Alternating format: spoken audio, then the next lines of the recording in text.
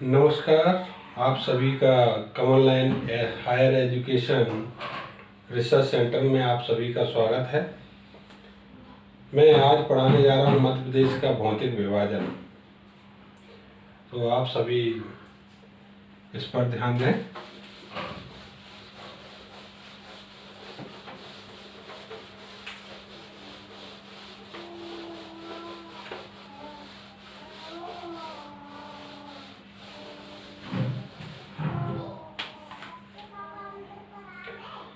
मध्य प्रदेश का भौतिक विभाजन। मध्य प्रदेश का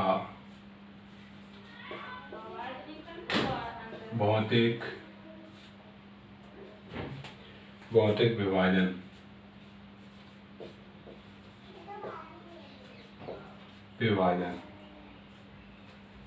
मध्य प्रदेश का भौतिक विभाजन। हम पहले मध्य प्रदेश का मानचित्र बनाएंगे। मध्य प्रदेश का मानचित्र बनाएंगे।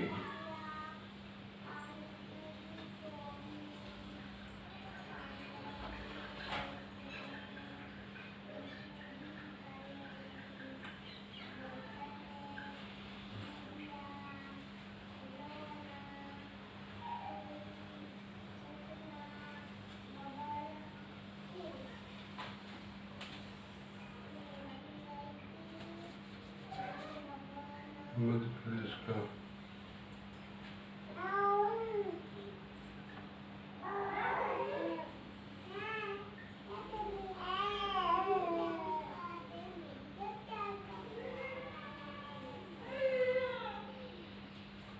इस तरीके से मध्य प्रदेश का मानचित्र बनेगा।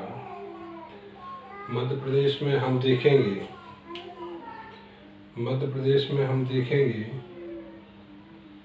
तो अलग अलग जो क्षेत्र हैं, कौन कौन से। मध्य भारत का पठार। मध्य भारत का जो पठार है वो यहाँ से है। कहाँ से? ये क्षेत्र है मध्य प्रदेश का जो क्षेत्र है, ये मध्य भारत का पठार है। इस क्षेत्र में ये पूरा टोटली मध्य भारत का पठार है। क्या है? इधर तो नहीं कह सकते। मध्य प्रदेश का ये वाला जो हिस्सा है, ये वाला, इसे मध्य भारत का पठार बोलेंगे। क्या? मध्य भारत का पठार। इसमें आएगा नीमच जिला, श्योपुर के बाद मुरैना, मुरैना के बाद भिंड, ग्वालियर और शिवपुरी। ये सभी जिले मध्य भारत का पठार में आते हैं। दूसरा हम देखेंगे, क्या देखेंगे? मालवा का पठार। मालवा का पठार ये क्षेत्र की सीमा नापता है। किसका? मालवा का पठार। मालवा के पठार में हम देखेंगे, किसमें? मालवा के पठार में हम देखेंगे तो इंदौर, उज्जैन के बाद देवास, आगर मालवा, झाबुआ, धार और रतलाम। ये सभी जिले किस में आते हैं? ये आते हैं मालवा क्षेत्र में, मतलब मालवा का पठार। मालवा का पठार। मालवा का पठार हम सबसे पहले देखेंगे। मध्य भारत का पठार है ना। तो मध्य भारत का जो पठार है, मध्य भारत का पठार है जो मध्य प्रदेश की कुल भौगोलिक क्षेत्र का 10.7% भाग है। कितना है? 10.7% भाग है। किसका? मध्य प्रदेश के कुल भौगोलिक क्षेत्र का है। अब हम देखेंगे मालवा का पठार। मालवा का जो पठार है वो मध्य प्रदेश का टोटली 28% भाग है। कितना है? 28%। मध्य प्रदेश का जो भौगोलिक क्षेत्र है उसका 28% भाग मालवा का पठार है। ठीक है, कितना है? 28% भाग। दूसरा हम देखेंगे यहाँ पर जो मध्य भारत का जो पठार है, यहाँ पर विषम जलवायु। कौन सी जलवायु है? विषम जलवायु। विषम जलवायु। कौन सी जलवायु? विषम जलवायु। इतना ध्यान रखिए, यहाँ पर कौन सी जलवायु है? यहाँ पर विषम जलवायु है। और इसमें मालवा के पठार में हम देखेंगे तो मालवा के पठार में हम शीतोष्ण जलवायु। कौन सी है? शीतोष्ण।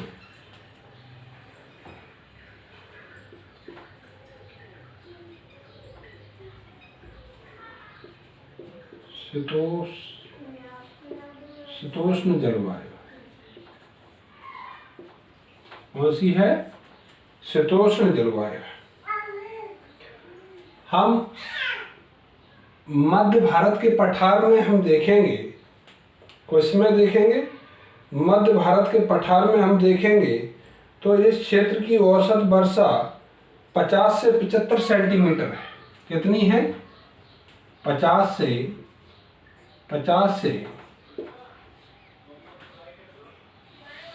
70। कितनी? 50 से 70 नहीं, 75 तक चली जाती है। 75 सेंटीमीटर। कितनी? 50 से 75 सेंटीमीटर के आसपास रहती है यहाँ की वर्षा अल्प वर्षा होती है। कौन सी है? अल्प वर्षा है ना? अल्प वर्षा है। यहाँ पर जो वन है वो शुष्क कटीले पर्णपाती वन पाए जाते हैं। कौन से? शुष्क कटीले। शुष्क कटीले पर्णपाती वन पाए जाते हैं।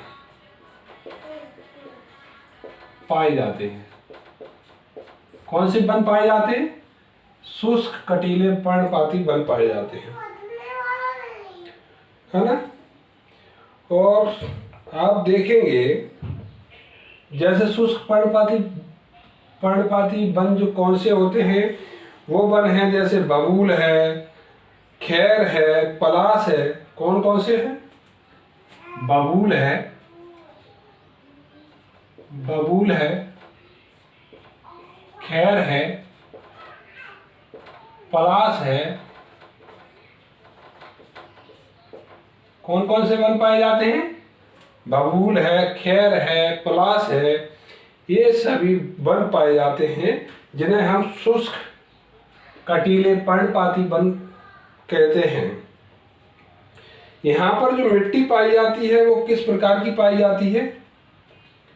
वो किस प्रकार की पाई जाती है? जलोढ़ एवं कछारी मृदा पाई जाती है।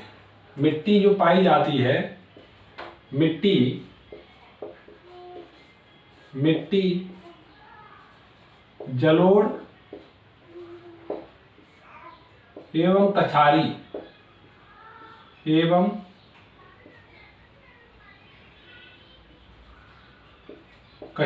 मृदा पाई जाती है। कौन सी मृदा पाई जाती है? जलोढ़ एवं कछारी मृदा पाई जाती है। यहाँ पर जो प्रमुख फसलें हैं, फसल के बारे में हम देखेंगे तो फसल कौन सी हैं यहाँ पर? तो यहाँ पर जो फसलें हैं वो प्रमुख रूप से सरसों है, ज्वार है, सरसों है, सरसों है, ज्वार है, कौन सी है? सरसों है, ज्वार है, तिल है, कौन सी है? सरसों है, ज्वार है, तिल है और गेहूं। गेहूं, ये सभी फसलें पाई जाती हैं। कहाँ पर? कहाँ पर पाई जाती हैं? मध्य भारत के पठार में, है ना। ये आप ध्यान दीजिए, यहाँ पर जो नदियां हैं, नदियां हैं, हम नदियां इधर लिखेंगे ऊपर, नदियां हैं। नदियां कौन कौन सी पाई जाती हैं? आपने सबसे पहले सुनी होगी चंबल, चंबल नदी, जिसका नाम चरमंडवती के नाम से भी जाना जाता है। चंबल नदी है। दूसरी नदी है सिंध नदी। कौन सी नदी? सिंध नदी। सिंध नदी, कौन सी नदी है? सिंध नदी। तीसरी है काली सिंध। कौन सी है? काली सिंध। काली सिंध, काली सिंध। चौथी है पार्वती। कौन सी है? पार्वती, इधर लिख सकते हैं पार्वती, है ना। चौथी कौन सी है? पार्वती। पांचवी है क्वारी, क्वारी नदी, है ना। छठवीं है सीप नदी। सीप, कौन सी नदी? सीप नदी। आप ध्यान रखिए कि जो मध्य भारत का पठार है उसमें नदियां कौन कौन सी हैं? चंबल नदी है, सिंध नदी है, काली सिंध नदी है, सिप नदी है, पार्वती नदी है, क्वारी नदी है। इन सभी नदियों का कहां से निकली हैं? मध्य भारत के पठार से।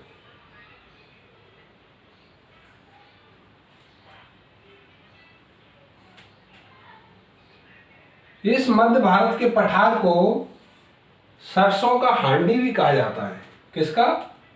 सरसों का हांडी। सरसों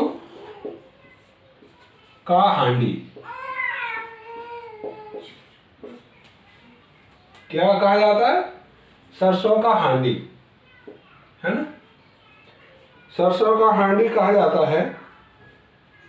यह क्षेत्र बीहड़ बीहड़ प्रभावित क्षेत्र है। कौन सा क्षेत्र है? बेहड़। इस क्षेत्र में सबसे ज्यादा बेहड़ पाया जाता है।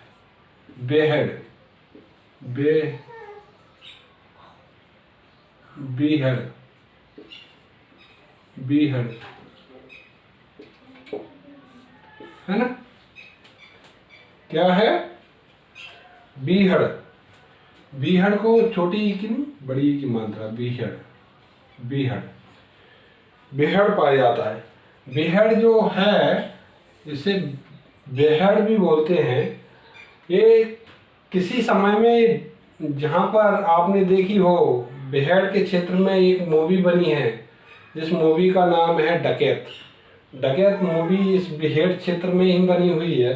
दूसरी मूवी बनी है, आपने देखी हो, तोमर करके हैं, मुझे भी ध्यान बोल रहा है मगर याद है।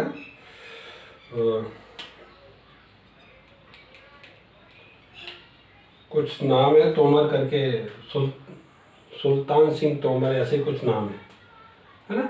ये मूवियाँ यहीं पर बनी हुई हैं, जो बेहड़ क्षेत्र में डकैत पहले रहा करते थे उनके लिए, है ना।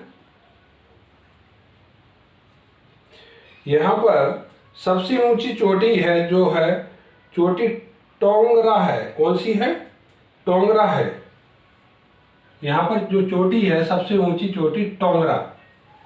कौन सी है? टोंगरा चोटी है। ये टोंगरा जो चोटी है वो श्योपुर क्षेत्र में है। कहाँ पर है? श्योपुर जिले में है। इसकी 430 मीटर ऊंचाई है। 430 मीटर। कितनी? 430 मीटर। इसे हम फीट में देखेंगे तो 1411 फीट है। 1411 है ना, 411 फीट में। दूसरा आता मालवा का पठार। मालवा के पठार में आपको बता दिया क्षेत्रफल की दृष्टि से 28% क्षेत्र मालवा का पठार है पूरे मध्य प्रदेश के, और शीतोष्ण यहाँ पर जलवायु है ना। यहाँ पर इसका निर्माण जो किया गया है वो दक्कन ट्रैप के लावा तथा बेसाल्ट चट्टानों के टूटने से हुआ है। किससे हुआ है? किससे? दक्कन ट्रैप। क्या? दक्कन ट्रैप। दक्कन ट्रैप तथा लावा और बेसाल्ट की चट्टानें तथा लावा और बेसाल्ट की चट्टानें, बेसाल्ट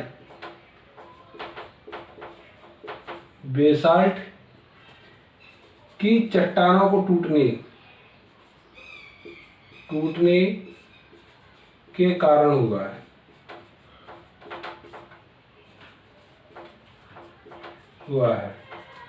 ठीक है। इससे संबंधित जो जिले हैं, मालवा के पठार से संबंधित जो जिले हैं वो मैंने बता दिए हैं पहले भी, फिर से बता देता हूँ। इंदौर जिला है, उज्जैन है, देवास है, आगर मालवा है, आगर मालवा के बाद रतलाम है, धार है, झाबुआ है। ये सभी जिले इसी में आते हैं, मालवा के पठार में, है ना। यहाँ पर शीतोष्ण जलवायु पाई जाती है। कौन सी जलवायु पाई जाती है? शीतोष्ण जलवायु पाई जाती है। ग्रीष्म ऋतु में साधारण गर्म एवं शीत ऋतु में साधारण ठंड पाई जाती है। ना तो यहाँ पर ज़्यादा गर्मी पाई जाती है और ना ज़्यादा ठंड पाई जाती है। मतलब टेम्परेचर उतना ही लिमिट का रहता है ना। इसलिए आपने देखा हो कि इस क्षेत्र के बारे में एक महान वैज्ञानिक जो थे, उन्होंने भी, जो वैज्ञानिक नहीं बोल सकते, वो राजदूत बोल सकते हैं, जो अदर देश के आए थे, वो मुझे भी ध्यान नहीं है, अभी निकल गया दिमाग से। उन्होंने भी इस क्षेत्र की तारीफ की थी अपनी किताब में कि मालवा जैसा क्षेत्र दुनिया का कोई भी क्षेत्र नहीं है मालवा जैसा, है ना। यहाँ पर जो वर्षा होती है 75 से 100, कितनी? 75 से 100 कितनी? 125 सेंटीमीटर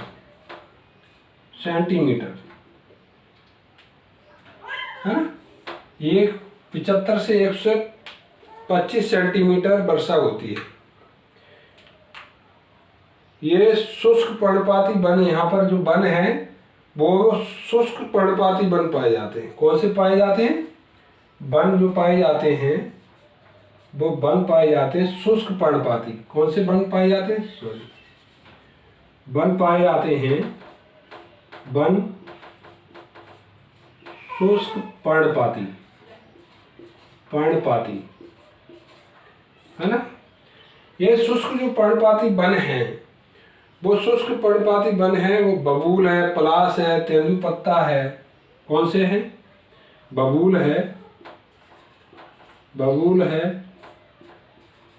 पलाश है,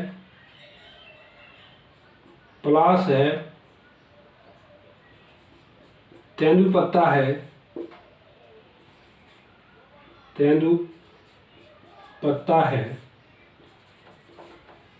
है ना। कौन कौन से हैं? तेंदुपत्ता है। यहाँ पर देखा जाए तो मिट्टी जो पाई जाती है वो काली मिट्टी पाई जाती है। मिट्टी मिट्टी कौन सी पाई जाती है? मिट्टी, काली मिट्टी पाई जाती है। काली मिट्टी, काली मिट्टी में देखा हो तो फसल बहुत अच्छी होती है।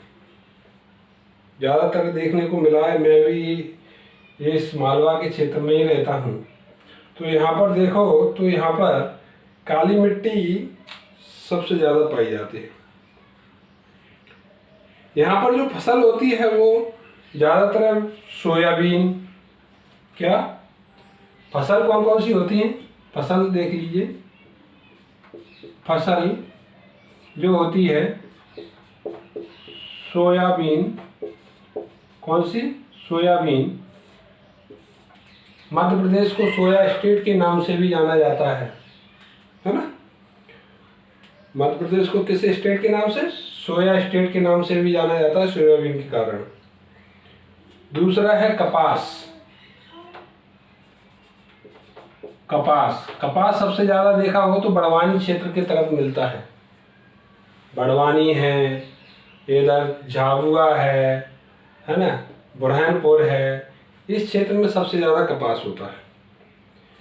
फिर गेहूँ है, ज्वार है, गेहूँ है, गेहूँ है, ज्वार है,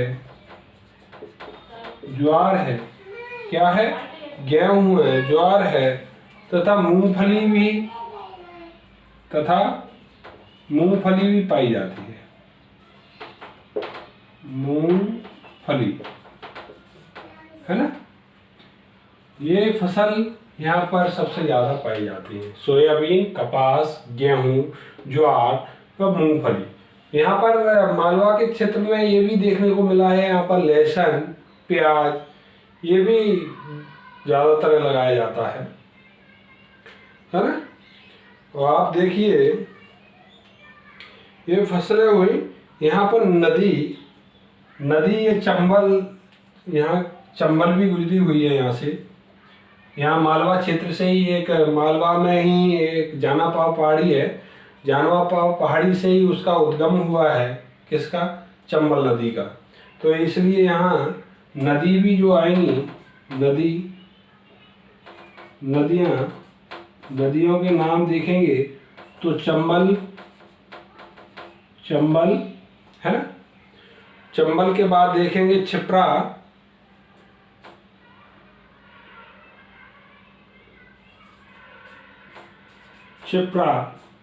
क्षिप्रा नदी उज्जैन के बगल से निकली हुई है। तो ज़्यादातर देखा जाए तो वहाँ पर जो उज्जैन में जो मेला लगता है महाकुंभ का, तो कुंभ के मेले में सबसे ज़्यादा देखो तो जो बाहर से लोग आते हैं तो वहाँ पर क्षिप्रा नदी में ही नहा के पवित्र होते हैं, ज़्यादातर बोला जाता है। मैं तो 1-2 बार गया हूँ। तो क्षिप्रा नदी में वहाँ पर ये समझ लीजिए कि मालवा की गंगा भी बोलते हैं शायद इसको, है ना? तो क्षिप्रा नदी में नहा के पवित्र भी होते हैं, है ना? दूसरी नदी है पार्वती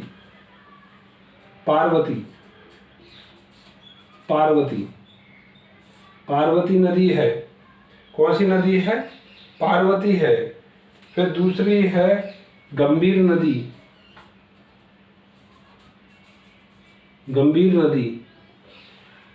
यदि कभी क्वेश्चन आ जाए कि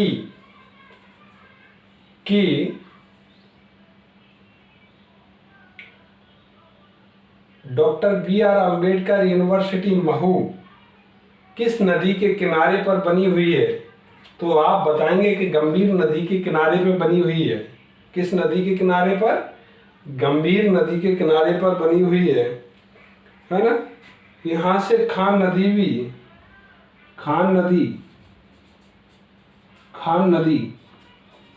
है ना? कौन सी? खान नदी और माही नदी। कौन सी नदी? माही नदी है ना? माही नदी एक ऐसी नदी है जो मालवा क्षेत्र से निकलती है और मालवा से निकलते हुए हम देखेंगे तो वो कहाँ पर जाके पहुँचती है, राजस्थान होते हुए, और इसे बोलते हैं माही नदी को। दो प्रदेशों को काटती है, एक तो राजस्थान और एक शायद गुजरात। सॉरी, मैं इस पर कंफर्म नहीं हूँ, है ना, थोड़ा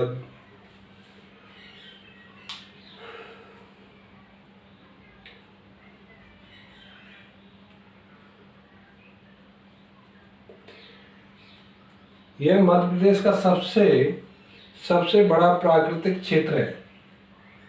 प्राकृतिक क्षेत्र क्या है? मध्य प्रदेश का सबसे बड़ा प्राकृतिक क्षेत्र है मालवा का पठार। इस क्षेत्र में गेहूं की डलिया भी कहा जाता है, बास्केट ऑफ बीट। क्या? बास्केट ऑफ बीट, गेहूं की डलिया भी कहा जाता है। क्या? इस क्षेत्र को गेहूं की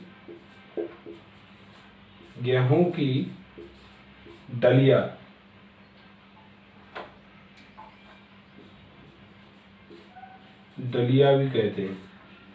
क्या कहते हैं? गेहूं की डलिया भी कहते हैं। और आपने ये सबसे महत्वपूर्ण ये है कि इस क्षेत्र से होते हुए, जैसे रतलाम, कौन सा जिला? रतलाम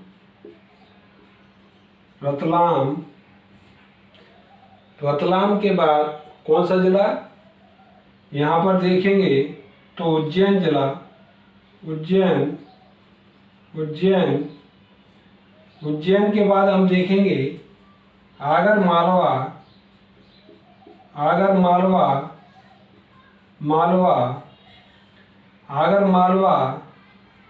देवास,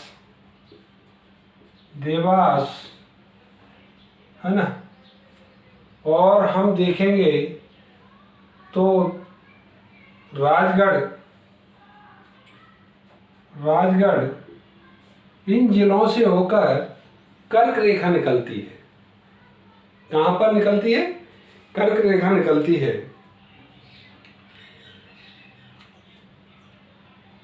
वैसे 14 जिलों से होकर गुजरती है, मगर ये मालवा के पठार के जो जिले हैं वो रतलाम, उज्जैन, आगर मालवा, देवास, राजगढ़ है। ये जिले, राजगढ़ भी है और इधर देखा जाए तो वो भी है, क्या कहते हैं, सीहोर है। सीहोर के बगल से भोपाल और बिदसा, ये भी जिला है। कौन सा है? सीहोर है, भोपाल है, बिदसा भी है ना। वैसे देखा जाए तो फिर और भी है, रायसेन है, सागर भी है, रायसेन भी है, हाँ। और क्या कहते हैं उसे, सागर के बगल से है दमोह है ना, उमरिया है, कटनी है, और वो क्या कहते हैं अनूपपुर भी है। ये सभी जिले इससे किसके उस पर आते हैं? हम देखेंगे तो कर्क रेखा इन जिलों से होकर गुजरती है ना। दूसरी चीज देखेंगे हम, मालवा के पठार पर सबसे ऊंची चोटी जो सिलार चोटी है, कौन सी चोटी है? सबसे ऊंची चोटी कौन सी है मालवा के पठार की? सिगार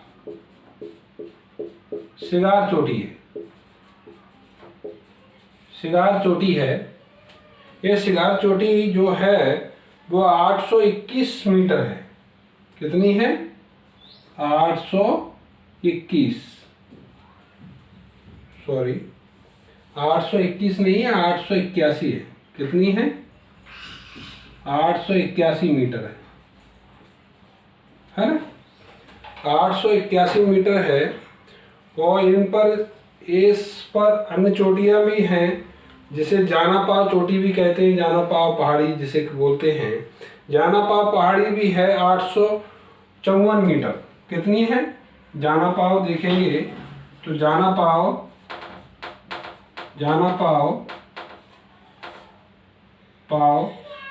है ना, जानापाव 854 मीटर।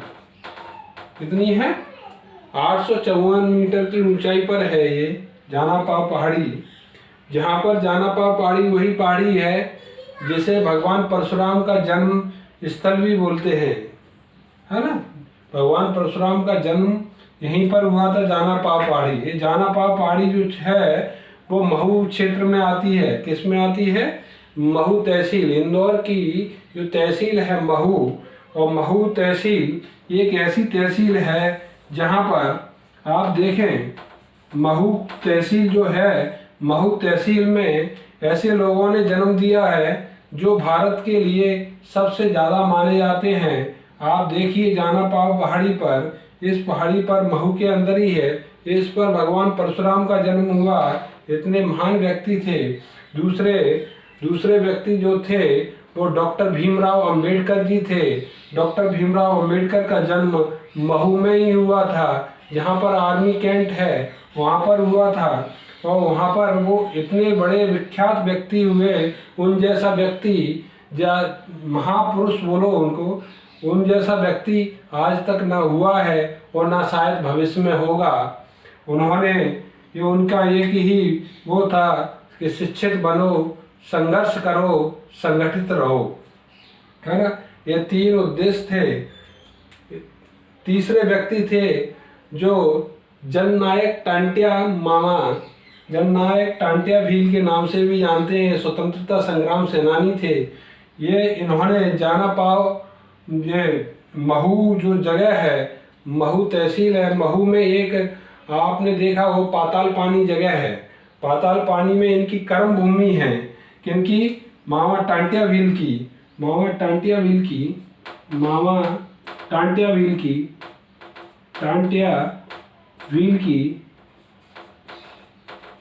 व्हील की कर्म भूमि है। कौन सी है? कर्म भूमि है ना। मामा टांटिया व्हील की कर्म भूमि है। ये स्वतंत्रता सेनानी थे।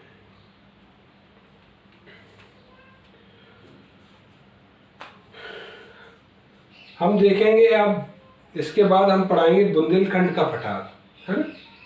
ये आप सभी एक बार फिर से समझ लीजिए, नहीं समझ में आया हो दोबारा से मैं आपको फिर से बता रहा हूँ, है ना। ये वाला जो क्षेत्र है, ये मध्य भारत का पठार है। ये मध्य भारत का पठार है। यहाँ की विषम जलवायु है। कौन सी जलवायु है? विषम जलवायु है। यहाँ पर अल्प वर्षा भी बोलते हैं। यहाँ पर जो वर्षा होती है वो 50 से 75 सेंटीमीटर के बीच में होती है। ये मध्य प्रदेश का इतना 10.7% भाग है। कितना है? मध्य प्रदेश का 10% भाग है। यहाँ पर जो नदियाँ हैं वो चंबल, सिंध, काली सिंध, सेप पर्वत, पार्वती एवं क्वारी नदियाँ हैं। दूसरी यहाँ की मिट्टी जलोढ़ एवं कछारी मिट्टी है। यहाँ पर जो फसलें होती हैं वो सरसों, ज्वार, तेल एवं गेहूँ होता है। यहाँ पर जो होता है, यहाँ इसको मध्य भारत के पठार को बेहड़ के नाम से भी जानते हैं, क्योंकि ये बेहड़ीला इलाका है। इसको सरसों का इस पठार को सरसों की हांडी भी बोला जाता है। क्या बोला जाता है? सरसों की हांडी बोला जाता है। यहाँ पर शुष्क कटीले पर्णपाती वन पाए जाते हैं। जो वन बबूल है, खैर है, पलाश है, ये वन पाए जाते हैं। दूसरा आता है मालवा का पठार है। मालवा का पठार में जो मध्य प्रदेश की कुल जो क्षेत्रफल है उसमें से 28% भाग मालवा का पठार है। यहाँ पर शीतोष्ण जलवायु पाई जाती है। कौन सी जलवायु पाई जाती है? शीतोष्ण जलवायु पाई जाती है। यहाँ पर वर्षा 75 से 125 सेंटीमीटर के बीच होती है। क्या वर्षा 75 से 125 सेंटीमीटर के बीच होती है? यहाँ पर आपने देखा हो तो एक जो सबसे ऊंची चोटी है वो टोंगरा चोटी है। कौन सी है? टोंगरा चोटी है, जो 430 मीटर और 1411 फीट ऊंचाई पर है। कौन सी है? 1411 फीट की ऊंचाई पर है। सॉरी, जो टोंगरा जो है चोटी, वो इसमें है, मध्य भारत के पठार में है। ये 430 मीटर की ऊंचाई पर है, 430 मीटर की ऊंचाई है। ये किस जगह पर है? ये श्योपुर जगह पर है, श्योपुर जिला में है। दूसरा, ये जो हम मालवा के पठार की जो चोटी पढ़ रहे थे, सबसे ऊंची चोटी सिगार चोटी है। ये 881 मीटर की ऊंचाई पर है। दूसरी चोटी है जाना पाव, ये 854 मीटर की ऊंचाई पर है। जाना पाव एक महू तहसील में आता है। आपने जाना पाव जो विख्यात जगह है, ये पहाड़ी है जहाँ पर भगवान परशुराम का जन्म हुआ था, उसी पहाड़ी पर हुआ था। और इसी पहाड़ी से, जाना पाव पहाड़ी से भी हमारी चंबल नदी का उद्गम हुआ है, जिसे चरमंडवती के नाम से भी जानते हैं। दूसरी है सिगार चोटी हो गई। इसके बाद धजारी चोटी। धजारी कौन सी चोटी? यहाँ पर भी एक और चोटी है जिसका नाम है धजारी चोटी, है ना। धजारी चोटी, कौन सी चोटी? धजारी चोटी की 810 मीटर की ऊंचाई है। 810 मीटर, कितनी? 810 मीटर की ऊंचाई है ना। ये तीनों इंदौर जिले में स्थित है। ये चोटियां तीनों इंदौर जिले में स्थित हैं। ये, हाँ, जिसकी बात मैं कर रहा था कि मालवा का पठार जो सबसे अच्छा किसने बताया था, वो चीनी यात्री फाहान ने मालवा की जलवायु को सर्वश्रेष्ठ कहा है। किसने कहा है? चीनी यात्री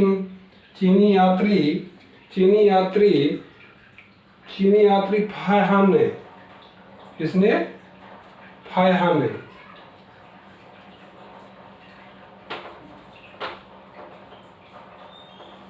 फाहान, है ना। किसने कहा है? चीनी यात्री है, ये चीनी यात्री है। कौन सी है? चीनी यात्री है। कौन सा है? चीनी यात्री फायान था। उसने मालवा की जलवायु को सर्वश्रेष्ठ जलवायु बताया गया। कौन सी जलवायु बताया गया? सर्वश्रेष्ठ। यहाँ जैसी जलवायु किसी भी देश की और किसी भी प्रदेश की नहीं है, इसलिए सर्वश्रेष्ठ जलवायु मालवा के जलवायु को बताया। आप सभी ने उतार लिया। यहाँ पर वन जो हैं, वन शुष्क पर्णपाती वन पाए जाते हैं। बबूल, पलाश, यहाँ पर तेंदुआ पत्ता होता है। यहाँ पर मिट्टी, काली मिट्टी पाई जाती है। कौन सी मिट्टी पाई जाती है? काली मिट्टी। यहाँ पर जो नदियाँ हैं वो चंबल है, क्षिप्रा है, पार्वती है, गंभीर नदी है, खान नदी है, माही है ना। इन नदियों का यहीं से ये नदी पाई गई है यहाँ, किसमें? मालवा के पठार में, है ना। आप सभी इसको उतार लीजिए, है ना। 5 मिनट के लिए आप देख लीजिए, वो नोट डाउन कर लीजिए ना बुक पर। इसके बाद हम पढ़ाएंगे बुंदेलखंड का पठार।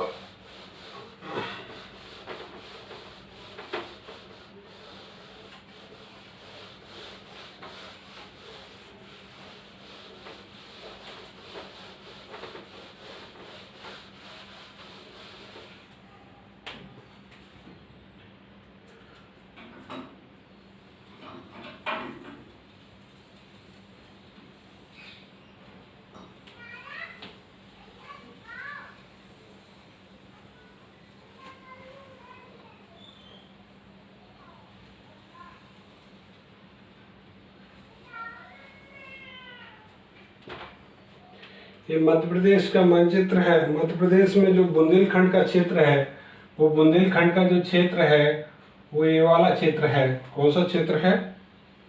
बुंदेलखंड का जो क्षेत्र है वो ये वाला क्षेत्र है। हम देखें तो ये वाला जो क्षेत्र है ना, कौन सा क्षेत्र है? ये वाला जो क्षेत्र है, ये वाला है ना, ये वाला क्षेत्र है, ये बुंदेलखंड का क्षेत्र है। कौन सा क्षेत्र है? बुंदेलखंड का, बुंदेलखंड क्षेत्र, बुंदेलखंड क्षेत्र है ना। कौन सा क्षेत्र है? बुंदेलखंड का क्षेत्र है। बुंदेलखंड का क्षेत्र है, जिसे बुंदेलखंड का पठार भी बोलते हैं। क्या बोलते हैं? बुंदेलखंड पठार, पठार, बुंदेलखंड का पठार है। कौन सा पठार है? बुंदेलखंड का पठार है।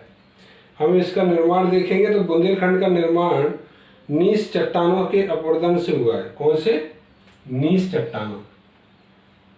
इसका निर्माण जो हुआ है, निर्माण है नीस चट्टानों के कारण, नीस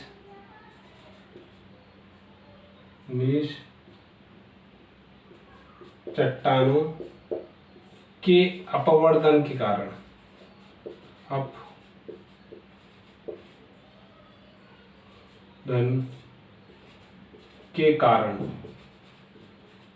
है ना। इसका निर्माण नीस चट्टानों के अपवर्तन के कारण हुआ है। इसका जो क्षेत्रफल है मध्य प्रदेश के कुल क्षेत्रफल से 7.7% है। कितना है? 7.7%। कितना है? 7.7% है ना। इससे इसके प्रमुख जो जिले हैं वो दतिया है। कौन सा है? दतिया है, सागर है, दतिया दतिया, इधर सागर, सागर, अशोकनगर, अशोकनगर, कौन सा? अशोकनगर, सागर, अशोकनगर, टीकमगढ़, निवाड़ी, छतरपुर, टीकमगढ़, टीकमगढ़, टीकमगढ़, निवाड़ी, निवाड़ी, छतरपुर, छतरपुर, टीकमगढ़, निवाड़ी, छतरपुर और पन्ना, है ना। पन्ना भी आता है। यहाँ की जो जलवायु है वो कौन सी जलवायु है? ग्रीष्म ऋतु में अधिक वर्षा तथा शीत ऋतु में अधिक ठंडी होती है। जलवायु कौन सी है? मतलब ग्रीष्म काल में, जो ग्रीष्म काल में अधिक गर्म, है ना। गर्मियों मतलब सीधे सीधे समझ लीजिए, गर्मियों के टाइम पर सबसे ज़्यादा गर्मी और ठंड के टाइम पर क्या? ठंड के टाइम पर सबसे अधिक ठंडी होती है ना। ये वाली, इसे हम सीधे सीधे भाषा में बोल सकते हैं, ग्रीष्म ऋतु में अधिक वर्षा, अधिक गर्म तथा शीत ऋतु में अधिक ठंडी होती है। वर्षा यहाँ पर होती है तो वो 75 से 100 तक होती है। कितना? 75% से 100 सेंटीमीटर, 100 सेंटीमीटर, है ना। कितनी होती है? 75 से 100 सेंटीमीटर होती है। और यहाँ पर जो वन पाया जाता है, यहाँ पर तेंदुपत्ता, कौन सा?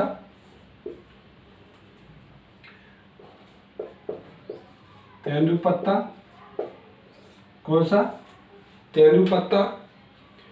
दूसरा महुआ, महुआ, महुआ। तीसरा बबूल, बबूल। तीसरा बबूल, बबूल। चौथा खैर, क्या? खैर, चौथा खैर। अब खैर के बाद देखें नीम, नीम भी पाया जाता है। कौन सा? नीम, है ना।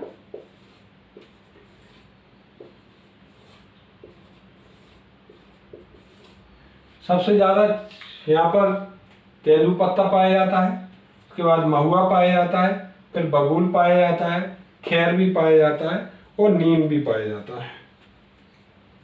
यहाँ पर जो मिट्टी है वो मिश्रित मिट्टी है, लाल काली मिट्टी पाई जाती है। लाल काली मिट्टी, कौन सी मिट्टी?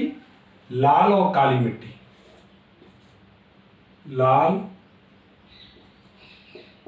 लाल और काली मिट्टी, और काली मिट्टी, काली मिट्टी, लाल और काली मिट्टी मतलब मिश्रित मिट्टी भी बोलते हैं, मिश्रित मिट्टी, है ना। लाल और काली मिट्टी पाई जाती है। यहाँ पर जो प्रमुख फसलें होती हैं वो गेहूं और ज्वार। कौन सी फसल है? फसल गेहूं, ज्वार और तिल भी पाई जाती है। कौन सी? तिल, है ना। ये फसलें पाई जाती हैं। यहाँ पर जो नदी हैं, कौन सी है?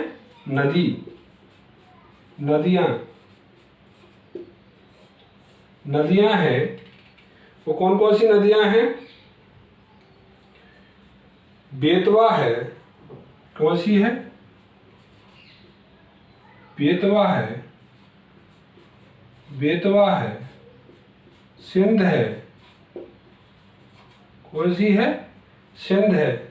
यहाँ का जो सिंध है, सिंध नदी आपने देखा हो तो पुराने समय में एक जगह थी जिसे हम कह सकते हैं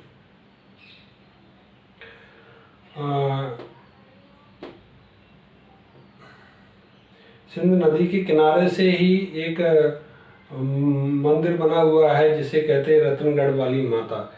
ये मंदिर बहुत विख्यात है। ये दतिया क्षेत्र में पड़ता है, इसलिए मैं बता रहा हूँ।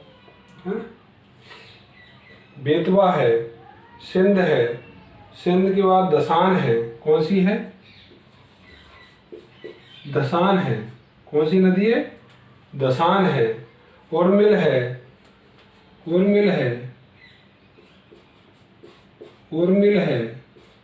कौन सी नदी है? उर्मिल है। जामनी है। ये नदियाँ किसमें? बुंदेलखंड में पाई जाती हैं, बुंदेलखंड से गुजरी हुई है ना। उसके बाद हम देखेंगे तो यहाँ पर प्रमुख खनिज जो हैं वो कौन कौन सी खनिज पाई जाती हैं? हीरा है, चूना है, पत्थर है। कौन सी खनिज हैं? खनिज भी पाई जाते हैं। हीरा, चूना, पत्थर, है ना। यहाँ पर ये जो क्षेत्र है पन्ना वाला क्षेत्र, पन्ना में एक जगह है जहाँ पर मजगमा तहसील है पन्ना की। कौन सी है? मजगमा। यहाँ पर सबसे ज़्यादा हीरा पाया जाता है, और ऐसा हीरा नहीं, ये देश का नंबर 1 हीरा यहीं पर मिलता है, पन्ना क्षेत्र है ना।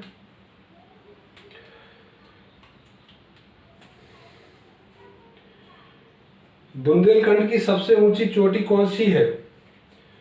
सिद्ध बाबा की चोटी है जो 1172 मीटर है। सिद्ध बाबा की चोटी कौन सी है?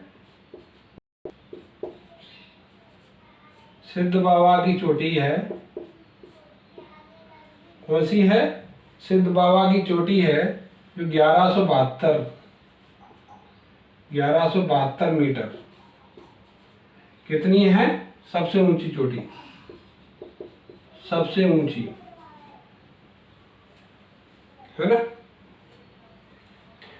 बुंदेलखंड की सबसे ऊंची चोटी है। सबसे ऊंची चोटी बुंदेलखंड की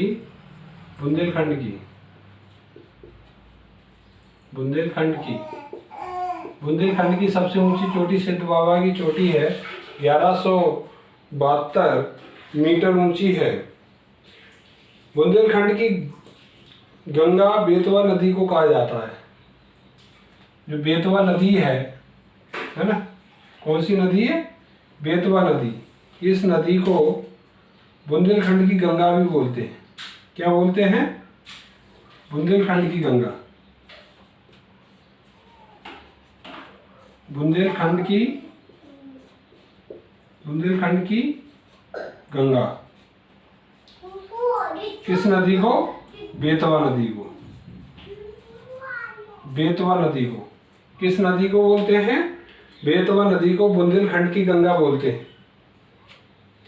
है ना। ये क्वेश्चन एमपीपीएससी या पुलिस में सब में पूछे जा सकते हैं। ये मध्य प्रदेश का मैं इसलिए ही पढ़ा रहा हूँ कि मध्य प्रदेश की भौगोलिक विभाजन ही इसमें से क्वेश्चन बनते हैं, वो क्वेश्चन आते भी हैं। तो इसलिए आप लोगों से इतना कहने की ज़रूरत नहीं है। जो मैं पढ़ा रहा हूँ वह वेरी इम्पोर्टेंट चीज़ है आपके लिए। तो इसके आगे है, मध्य प्रदेश का सबसे सर्वाधिक सूखा प्रभावित क्षेत्र बुंदेलखंड पठार है। सबसे सूखा प्रभावित क्षेत्र क्या है? सर्वाधिक सूखा प्रभावित क्षेत्र।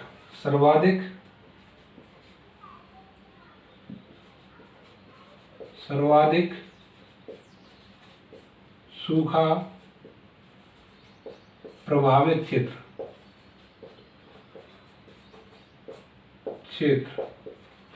है ना। कौन सा है? सर्वाधिक सूखा प्रभावित क्षेत्र का कौन सा क्षेत्र है? बुंदेलखंड का पठार है ना। बुंदेलखंड पठार में झांसी और सागर के मध्य समय समतल प्राय मैदान पाए जाते हैं। इन मैदानों के बीच में छोटी छोटी पहाड़ियां मिलती हैं जिन्हें टोर कहा जाता है। यहाँ पर छोटी छोटी पहाड़ियां मिलती हैं बुंदेलखंडी क्षेत्र में, और ज़्यादातर बुंदेलखंड से लगा हुआ भिंड है, मुरैना है, यहाँ पर भी छोटे छोटे पहाड़ी टाइप की होती है, तो उन्हें टोर भी बोला जाता है। तो लोकल लैंग्वेज में इनको टोर बोलते हैं, है ना। तो ये ध्यान रखिए आप लोग। ये आप बुंदेलखंड के बारे में आप समझ लिया हो तो इसे उतार लीजिए। उसके बाद हम चलेंगे रीवा पन्ना के पठार पर। किस पर? रीवा पन्ना के पठार पर।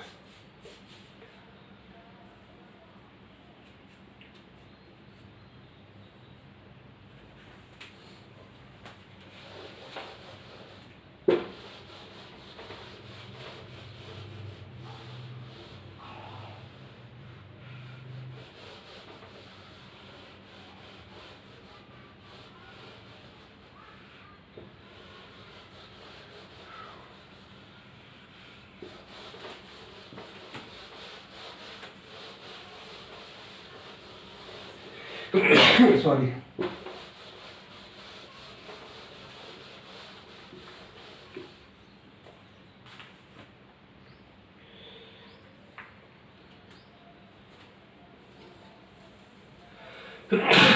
सॉरी।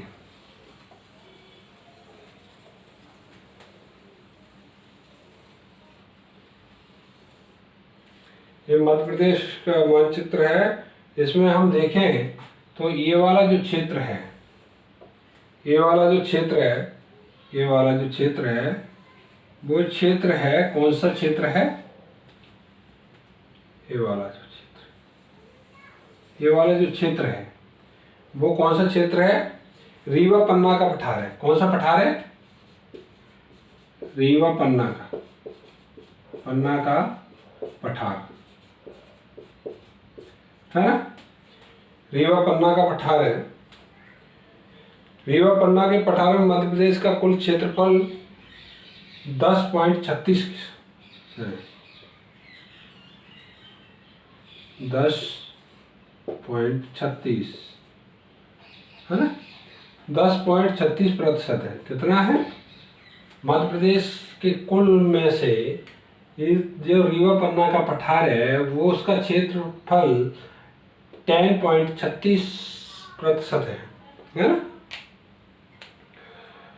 रीवा पन्ना का जो निर्माण है, रीवा पन्ना के पठार का निर्माण बिंद शैल के समूह के अपवर्तन से हुआ है। बिंद शैल, किसके शैल से? बिंद शैल के समूह से हुआ है। समूह से हुआ है। बिंद शैल के अपवर्तन के समूह से हुआ है। किससे हुआ है? बिंद शैल के समूह के अपवर्तन से हुआ है। इससे प्रमुख इससे संबंधित जो प्रमुख जिले हैं वो जिला है रीवा है, पन्ना है। कौन सा है? रीवा है, पन्ना है, कटनी है, उमरिया है। कौन सा है? उमरिया है, सतना है, दमोह है ना। कौन कौन से जिले हैं? पन्ना है, कौन सा है? पन्ना है, रीवा है, कटनी है, उमरिया है और सतना है, दमोह है। इसकी जो जलवायु है आप लोगों को बता दूं, क्योंकि अभी इसमें स्याही ख़त्म हो गई है मेरे हिसाब से, तो सही से चल नहीं रहे, है ना। तो इसमें मैं बताऊं कि इसकी जो जलवायु है ग्रीष्म ऋतु की साधारण गर्म तथा शीत ऋतु में अधिक ठंडी होती है। मतलब गर्मी में साधारण गर्म होती है, गर्मी के टाइम पे ज़्यादा गर्मी नहीं पड़ती है यहाँ पर, मगर ठंड के टाइम पर ज़्यादा ठंडी जरूर पड़ती है। क्या पड़ती है? ठंड के मौसम में ज़्यादा ठंड पड़ती है, इसलिए इसे ग्रीष्म ऋतु में साधारण गर्म तथा शीत ऋतु में अधिक ठंडी होती है। यहाँ पर वन क्षेत्र है। जो वन है वो यहाँ पर जो वन में पाया जाता है वो बांस पाया जाता है। क्या? बांस है, तेंदुपत्ता है, शीशम है, खैर है, आदि है। देखते हैं चल जाए तो क्या है? वन क्षेत्र है, वन में चल रहा है थोड़ा थोड़ा। वन है, वन में क्या है? बांस है, बांस है। कौन सा? बांस है, तेंदुपत्ता है, तेंदुपत्ता है। कौन सा है? तेंदुपत्ता है। तेंदुपत्ता के बाद है शीशम है, शीशम है, शीशम है, शीशम है। खैर है, क्या है? खैर है। खैर के बाद ये सभी वन क्षेत्र में पाए जाते हैं। उसके बाद है मिट्टी है। यहाँ पर मिट्टी मिश्रित मिट्टी है। कौन सी है? मिट्टी है वो मिश्रित मिट्टी है, मिश्रित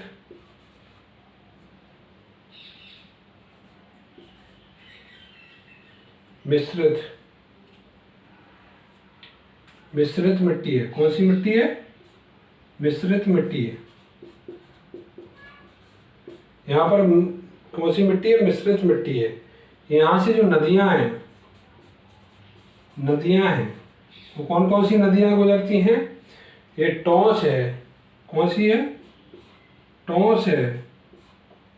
कौन सी नदी है? टोंस है। टोंस को ऐसे भी लिख सकते हैं, टोंस है। कैन है। कौन सी है? कैन है। बीहड़ है। कौन सी है? बीहड़ है, बीहड़ है ना। बीहड़ नदी भी है। महाना है। कौन सी है? महाना है, महाना नदी है। कौन सी नदी है? महाना नदी है। बिछिया नदी है। कौन सी नदी है? बिछिया। कौन सी नदी है? बिछिया नदी है। इसमें यहाँ पर जो फसल है वो फसल कौन सी है? फसल को हम देखेंगे तो फसल यहाँ पर जो पाई जाती है वो गेहूँ चावल पाया जाता है। गेहूँ चावल और तिल भी पाया जाता है। गेहूँ चावल तिल पाया जाता है। यहाँ पर चूना पत्थर, यहाँ पर जो खनिज है यहाँ पर चूना पत्थर एवं गेरू। कौन सी? चूना पत्थर एवं गेरू। वो हीरा भी पाया जाता है। कौन सा? हीरा। है ना। हीरा भी यहाँ पर पाया जाता है, क्योंकि ये जो क्षेत्र है वो यहाँ पर पन्ना लग जाता है, आधा क्षेत्र है पन्ना, है ना, पन्ना है, सतना है, तो इस क्षेत्र में भी हीरा पाया जाता है। इसे विंध्या कागरी या स्कार्पलैंड भी कहा जाता है। इस क्षेत्र का सबसे ऊंची चोटी गुडविल, सबसे ऊंची चोटी कौन सी है इस क्षेत्र की?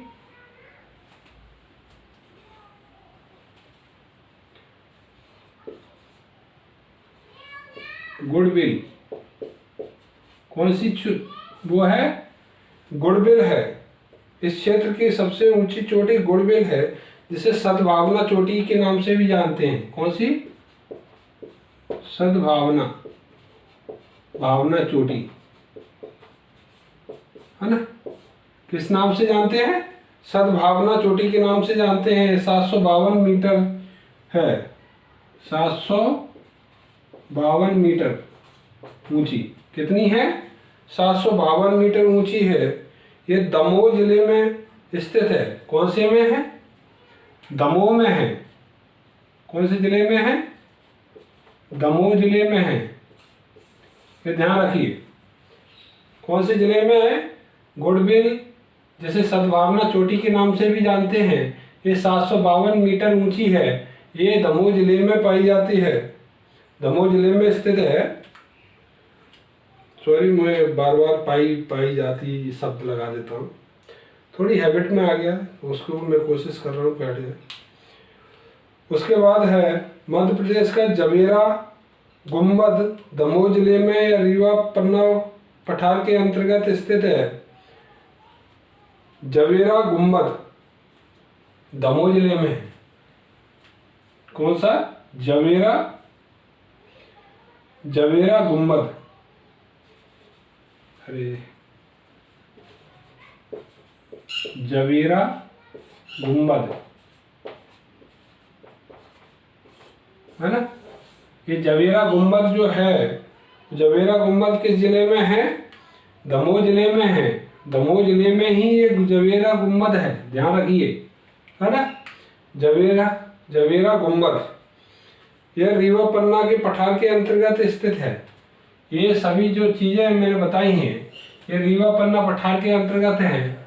उसके बाद मैं आगे अगली क्लास में आज इसलिए समाप्त कर रहा हूँ क्योंकि आज ये पेन भी इसमें स्याही थोड़ी ख़त्म हो गई, तो मुझे लेके आना पड़ेगी, फिर मैं पढ़ा पाऊँगा।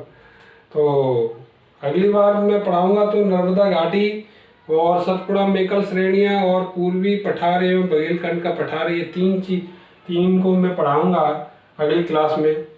या आपको इसके बारे में कैसा लगा, ठीक लगा तो बता दीजिए और कमेंट बॉक्स में कमेंट कीजिए, लाइक भी करें यदि अच्छा लगे तो, और उसके बाद आप सब्सक्राइब भी मेरा चैनल करें। सबसे पहले सब्सक्राइब करें, फिर लाइक करें, फिर कमेंट करें। Thank you. ये रीवा पन्ना के पठार के बारे में आप समझ गए होंगे, है ना। ये लिखा हुआ है, लिख लीजिए। इसके बाद आपको इस Kamal Nayan education higher education research centre में आपको मेरा पढ़ाने का तरीका किस प्रकार का लग रहा है आप ये बता दीजिए, थोड़ा आप सजेस्ट भी करें मुझे। और दूसरी बात ये भी है कि मेरे चैनल में वही स्टूडेंट ज़्यादा पढ़ें जो और बिल्कुल कहीं फीस नहीं दे सकते हैं और एमपीपीएससी की तैयारी करना चाहते हैं। तो एमपीपीएससी की प्री की तैयारी मैं इस तरीके से आपको करा सकता हूँ। प्री की मध्य प्रदेश के जो पुलिस की तैयारी कर रहे हैं तो मध्य प्रदेश की पुलिस के लिए भी सबसे बेस्ट है। आप देखें एमपीपीएससी या आप देखें यूजीसी नेट या जेआरएफ के लिए भी तैयारी कर रहे हों या असिस्टेंट प्रोफेसर के लिए तैयारी कर रहे हों तो उनके प्री के लिए सबसे बेस्ट ऑप्शन है। प्री का ही ये पढ़ाता हूँ मैं, क्योंकि जो एमपीपीएससी और असिस्टेंट प्रोफेसर इसमें सब में आ सके या छोटी से छोटी परीक्षा से लेके बड़ी से बड़ी परीक्षा, मतलब एमपीपीएससी की लेवल की जो परीक्षा है वो सभी में आते हैं इससे रिलेटेड क्वेश्चन। तो आप लोगों से यही वो करता हूँ, गुजारिश कि आप लोग अच्छे से पढ़ें और ध्यानपूर्वक पढ़ें। आपको यदि कोई दिक्कत हो तो आप कमेंट सेशन में बता सकते हैं मुझे, है ना। और मेरा पढ़ाना किस तरीके का लग रहा है ये भी बताएं। धन्यवाद, थैंक यू।